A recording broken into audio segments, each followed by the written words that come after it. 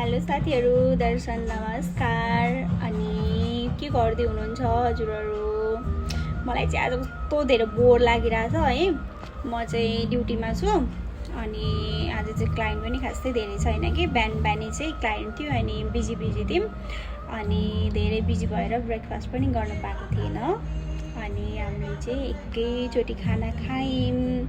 खाना खाएर यतिकै बसिरहेको, क्लाइन्टै छैन। हेर्नु न, अब हामी जब गर्ने मान्छेलाई नि क्लाइन्ट हुँदा पनि कति धेरै क्लाइन्ट आएको, कस्तो थाकिसक्यो भन्ने हुने है।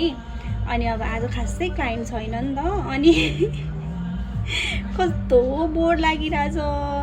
के गर्ने यो फोन पनि कति हेर्नु पनि के हेर्नु, फेसबुक ओपन गर्यो, फेरि स्क्रल गर्यो, केही पाउँदैन है। सबैको यो के पोस्ट देखिरहेको हुन्छ। अनि एकछिन फेरि टिकटक हेरेँ, फेरि टिकटक हेर्दा पनि एउटै भिडियो एउटै गीत सुन्दा दिमाग खराब भइसक्यो।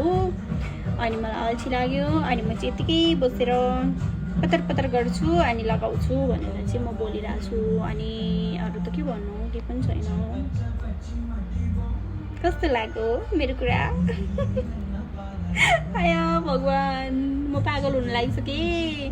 कसैले केही उपाय दिनु न, के गर्नु होला, म के गरेर बस्नु काम नहुँदाखेरि? भगवान, गाह्रो छ जिन्दगी। अनि हजुरहरूको चाहिँ कस्तो छ? मेरो त यस्तै छ, यस्तै चलिरहेछ। त्यस्तो त गाह्रो जिन्दगी चाहिँ होइन, तर पिम्पलले चाहिँ मलाई नछोड्ने भयो क्या। जिन्दगीमा नि मैले भन्नु खोजेको चाहिँ जिन्दगीमा मान्छेले साथ छोड्ला त के भन्नु र। जिन्दगीमा मान्छेले साथ छोड्छ, तर यो पिम्पलले चाहिँ मलाई नछोड्ने भयो क्या गाइज।